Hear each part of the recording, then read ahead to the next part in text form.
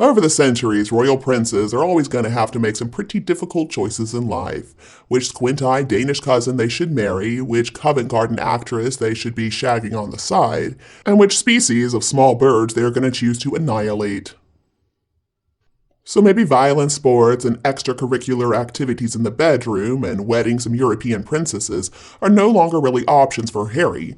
But this week, the 38-year-old prince finds himself in a very tricky situation. Would it shock anybody if I said it all boils down to the coronation?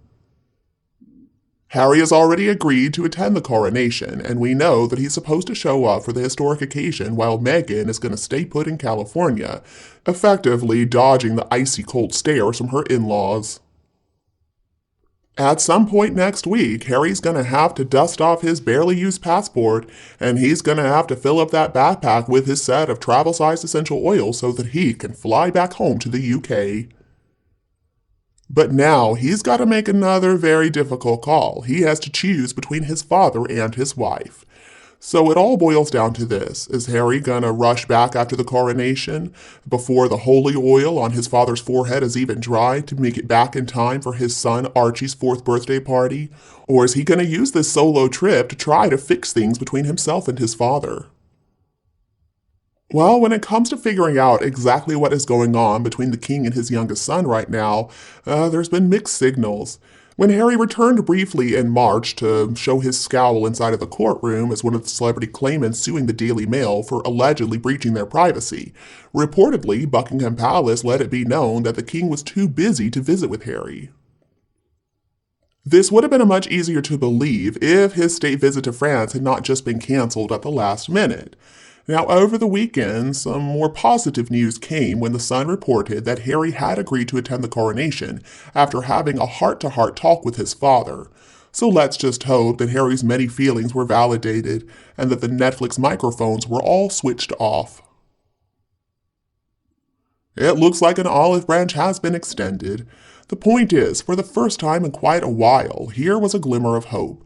Except for this tentative progress. I mean, if two men having a nice conversation and one of them not leaking the details to a breakfast TV host constitutes progress, it could all be for nothing though if Harry doesn't stay around a little while in the UK, according to a new report. The fact that May 6th is not only the coronation, but it's also Archofficial's birthday is where things get a bit complicated. We assume that's the reason that Meghan is not going to be traveling to London. Yeah, we don't really assume that, but whatever. So thanks to the fact that the actual coronation is looking like it's going to be an hour-long ceremony, and thanks to the time difference, if Harry essentially went directly from Westminster Abbey to Heathrow, he could be back in Montecito in time to celebrate his son's birthday. But a good friend of William's has now spoken with the Daily Beast well-sourced Tom Sykes, saying that if Harry only comes back for a matter of hours for the coronation, it's going to be quite the slap in the face for the rest of the family. If he comes for less than 24 hours, it's a massive diss really, according to this friend. You know, tell us how you really feel, Harry.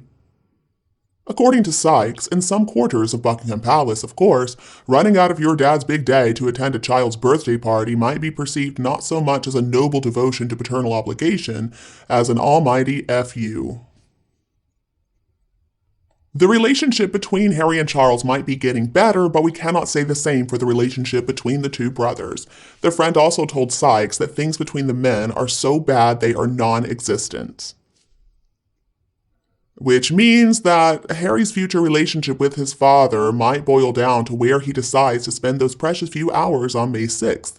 Is he going to be in London enjoying the national high of a lovely bit of pomp, or will he be handing out some Paw Patrol lollipops to preschoolers? So here's a little dash of reality. Even if Harry chose to spend days and days inside of Frogmore Cottage, his bittersweet last stint at what was his and Meghan's UK home, it's not to say that Charles could or would be showing up to have cups of tea and some deep, meaningful conversations. This is probably the most important week of Charles's life. It would have been highly unlikely that he has big gaps in his schedule for in-person Harry bonding time. But it's really the image of all this that's important. For Harry staying just a little bit longer in the UK would make it look like him making an effort. It would look like he is trying to support his family.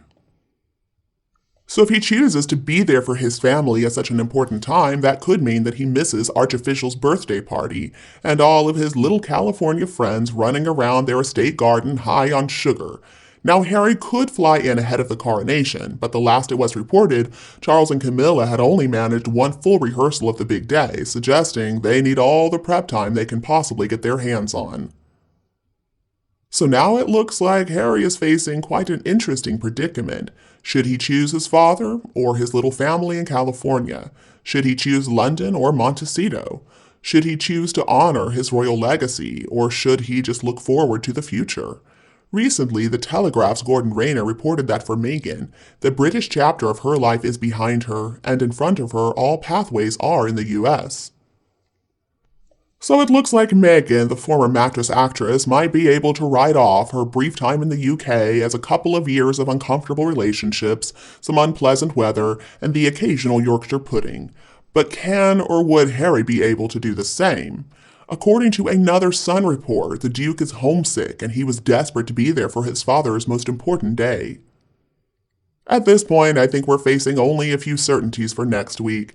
Harry might end up with another case of frostbite thanks to his icy family. Meghan might be spending some of her time becoming an official member of the Republic UK, and I'm guessing Archie's going to be treated to some duty-free chocolate. I was also thinking about the fact that Meghan's not coming to the coronation, which was not really a surprise to me. I think we all know why. Meghan is too much of a coward to face the family. Her ego cannot handle all the boos that would come from the public. Meghan could easily have accompanied Harry to the UK. She could have brought the kids with them, and she could have supported him from Frogmore, and then they could have celebrated Archofficial's birthday together. But instead, Meghan is making Harry fly all the way there by himself in a 24-hour period. If he really does that, I think it's clear that she still has complete control over him. See, Meghan has to control everything about this trip, how long Harry stays, how much access the family has to him. She needs to carefully control the odds of anybody talking to him, and she has to control his every movement. She's trying to guilt-trip him that he's got to be back in time for the birthday celebration. And then she's going to hold it over his head that she let him attend this event that is such an important part of his history and heritage. She really is a nasty piece of work, isn't she? And you, what do you think about them? Please let me know below in the comments. If you think my video is useful, please remember to like and share it with your friends and family members who would enjoy it too. And besides that, please subscribe.